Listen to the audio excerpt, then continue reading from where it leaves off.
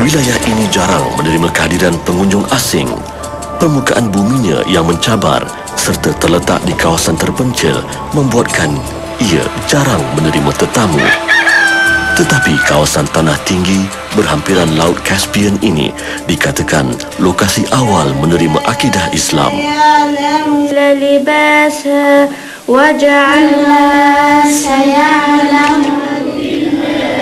Penduduk Islam Dagestan ialah generasi awal bergelar umat Islam Rusia.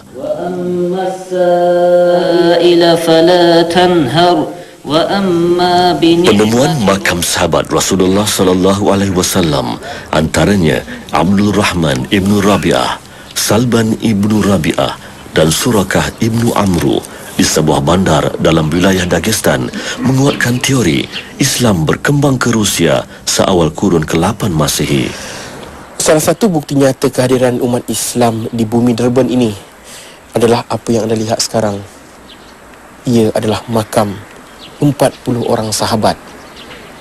Mereka pernah bersama Rasulullah dan pernah berjuang bersama Rasulullah untuk menegakkan syiar Islam.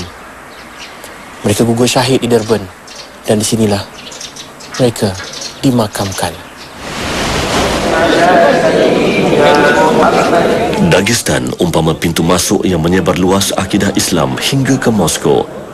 Penerokaan kami di tanah tinggi Kaukasus bukan sahaja melengkapkan misi jejak Rasul, malah membuka jalan mengenali cara hidup umat Islam Dagestan dan Chechnya.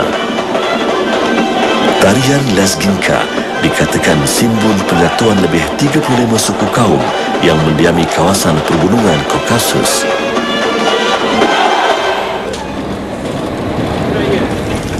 Selepas Islam tersebar luas di Dagestan, cahaya hidayah itu meresapi jiwa penduduk di wilayah berhampiran.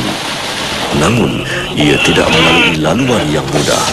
Jejak Rasul melintasi sempadan Dagestan menuju ke negara jirannya, Chechnya. Walau sering digambarkan sebagai wilayah bergolak, pengalaman yang kami alami sepanjang berada di Grozny, ibu kota Chechnya, amat berbeza. Inilah wajah penghuni Islam Chechnya hari ini.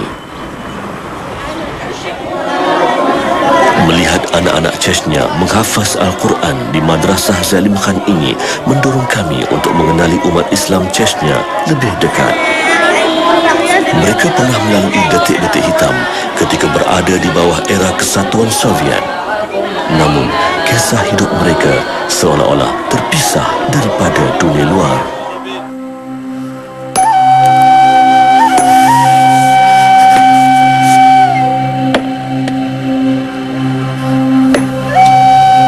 Banjaran Kaukasus membuatkan mereka lebih terpencil, walaupun di wilayah inilah bermulanya gelombang pertama penyebaran akidah Islam di Rusia. Ukraine, destinasi terakhir jejak Rasul dalam misi mengenali legasi Muhammad sallallahu alaihi wasallam di Eropah Timur. Ukraine pernah menjadi anggota Kesatuan Soviet. Ia mengecap kemerdekaannya selepas pemansuhan Kesatuan Soviet pada 1991. Hari ini, Ukraine tidak termasuk dalam persekutuan Rusia, tetapi ia tetap mempunyai ikatan sejarah yang erat, terutamanya Kiev, ibu negara Ukraine. Ikatan sejarah antara Ukraine dan Rusia telah wujud sebelum berlakunya revolusi Bolshevik.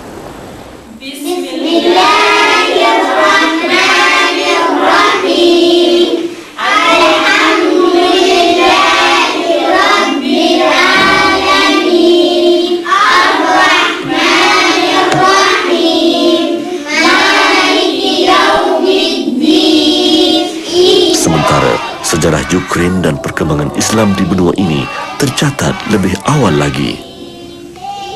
Ukraine ialah lokasi kedua tercetusnya gelombang penyebaran Islam di Eropah Timur.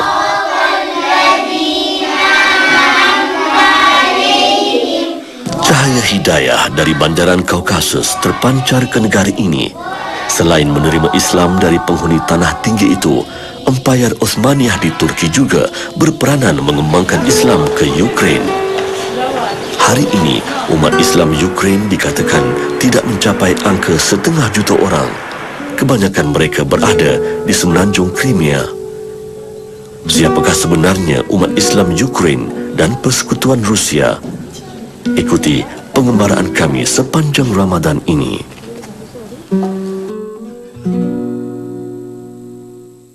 Allah ya Rahman ya Rahim ya Malik ya Quddus ya Salam ya Mu'min ya Muhaimin ya Aziz ya Jabbar ya Mutakabbir ya Khaliq ya Bari ya Musawwir ya Ghaffar ya Qahhar ya Wahhab ya Razzaq ya Fattah ya Alim ya Qabid ya Basit ya Khafid ya Rafi' ya Mu'iz ya Mudhil ya Sami' ya Basir ya Hakam ya Adil.